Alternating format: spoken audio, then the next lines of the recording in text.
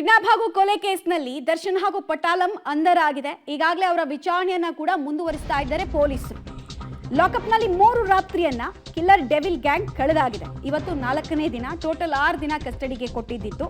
So ಇವತ್ತಿನಿಂದ ಇನ್ನಷ್ಟು ವಿಚಾರಣೆ ತೀವ್ರಗತಿಯಲ್ಲಿ ಸಾಗುತ್ತೆ.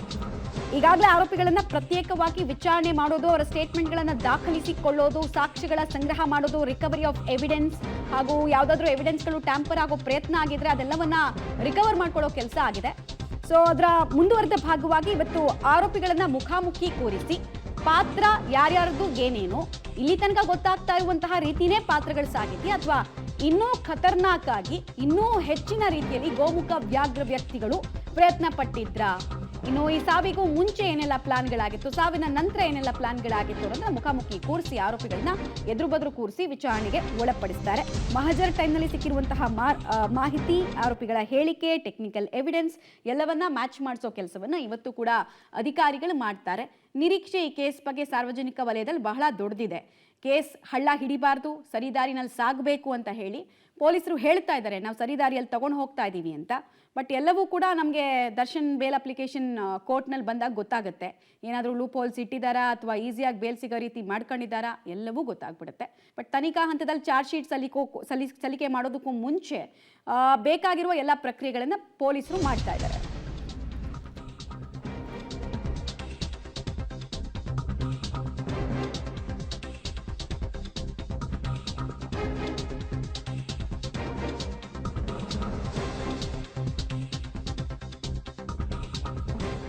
ವಿಚಾರಣೆ ತೀವ್ರಗೊಳ್ತಾ ಇದ್ದ ಹಾಗೆ ದರ್ಶನ್ ಫುಲ್ ಸಾಫ್ಟ್ ಆಗ್ಬಿಟ್ಟಿದ್ದಾರಂತೆ.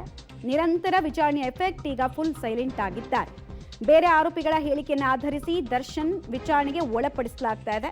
ದರ್ಶನ್ ಘಟನೆ ಬಗ್ಗೆ ಗೊತ್ತಿಲ್ಲ ಅಂದ್ರೂ ಕೂಡ ಸಾಕ್ಷಿಗಳನ್ನ ಮುಂದೆ ಇಟ್ಟು ಗೊತ್ತಿಲ್ಲ ಅಂತ ನಾಟಕಗಳನ್ನು ಮಾಡಕ್ ಹೋಗಬೇಡಿ, ಇದಕ್ಕೆ ಉತ್ತರ ಕೊಡಿ ಅಂತ ಕೇಳೋ ಪ್ರಯತ್ನವನ್ನ ಪೊಲೀಸರು ಕೂಡ ಮಾಡಿದ್ದಾರಂತೆ.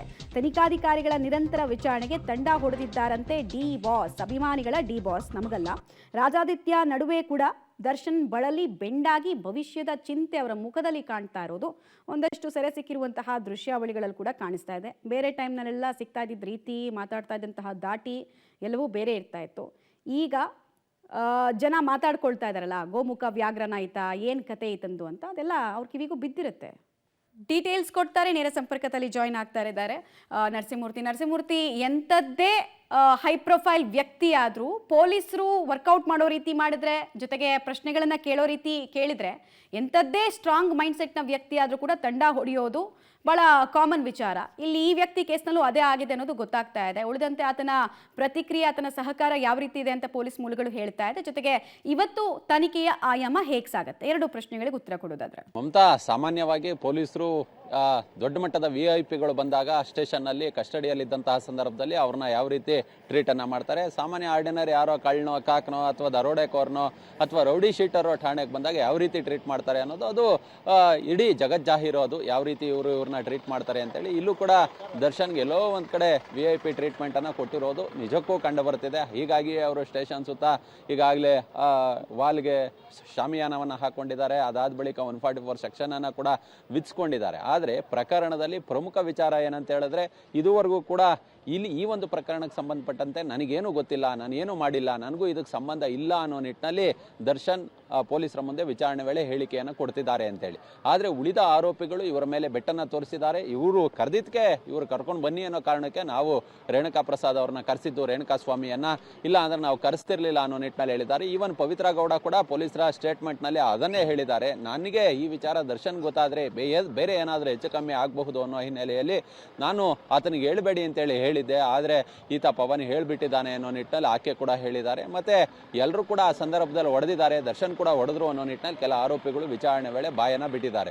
ಇದೀಗ 4ನೇ ದಿನ ಮಮತಾ, ಇವತ್ತು ಕಸ್ಟಡಿಗೆ ಪಡೆದುಕೊಂಡು, ಹೀಗಾಗಿ ಬಹುತೇಕ ಇವರ ಸ್ಪಾಟ್ ಮಹಜರ್ ಪ್ರಕ್ರಿಯೆ ಇರ್ಬೋದು, ಆರೋಪಿಗಳ ಸ್ವಇಚ್ಛಾ ಹೇಳಿಕೆ ಇರ್ಬೋದು, ಮತ್ತೆ ಡಿಜಿಟಲ್ ಎವಿಡೆನ್ಸ್ಗಳ ಸಂಗ್ರಹ ಇರ್ಬೋದು, ಅದ್ರ ಜೊತೆಗೆ ಈ ಕೃತ್ಯಕ್ಕೆ ಬಳಸಿದಂತಹ ಮಾರಕಾಸ್ತ್ರಗಳಿರ್ಬೋದು, ಈ ಎಲ್ಲವನ್ನ ಕೂಡ ಈಗಾಗಲೇ ಪೊಲೀಸರು ಸೀಸ್ ಮಾಡ್ಕೊಂಡಿದ್ದಾರೆ. ಇದೀಗ ಇರ್ತಕ್ಕಂತಹದ್ದು ಆರೋಪಿಗಳನ್ನು ಎದುರು ಬದ್ರು ಮಾಡಿ ವಿಚಾರಣೆಯನ್ನು ಮಾಡ್ತಕ್ಕಂತಹದ್ದು. ಯಾಕಂತ ಹೇಳಿದ್ರೆ ಒಬ್ಬೊಬ್ಬ ವ್ಯಕ್ತಿ ಈಗ ಒಂದೊಂದು ಸ್ಟೇಟ್ಮೆಂಟನ್ನು ಕೊಟ್ಟಿದ್ದಾನೆ, ಎದುರು ಬದ್ರು ಕೂರಿಸಿದಂತಹ ಸಂದರ್ಭದಲ್ಲಿ ಬೇರೆ ಏನಾದರೂ ಡಿಫ್ರೆಂಟ್ ಆಗಿ ಹೇಳಿಕೆಯನ್ನು ಕೊಟ್ಟಂತಹ ಸಂದರ್ಭದಲ್ಲಿ ಅದು ಇಲ್ಲ, ಒಂದು ಕಡೆ ಇವರು ಮೊದಲು ಕೊಟ್ಟಂತಹ ಹೇಳಿಕೆ ಏನಿತ್ತು ಇದು ಸುಳ್ಳಿರುತ್ತೆ ಅನ್ನೋದನ್ನ ಮನಗಂಡುಕೊಳ್ತಾರೆ. ಆ ನಂತರ ಬೇರೆ ರೀತಿಯಾದಂತಹ ವಿಚಾರಣೆಯನ್ನು ಮಾಡಿಸೋದಕ್ಕೆ ತಯಾರಿಯನ್ನು ಮಾಡ್ಕೊಳ್ತಾರೆ. ಮಮತಾ, ಧನ್ಯವಾದ ನರಸಿಂಹಮೂರ್ತಿ ತಮ್ಮೆಲ್ಲ ಮಾಹಿತಿಗಾಗಿ.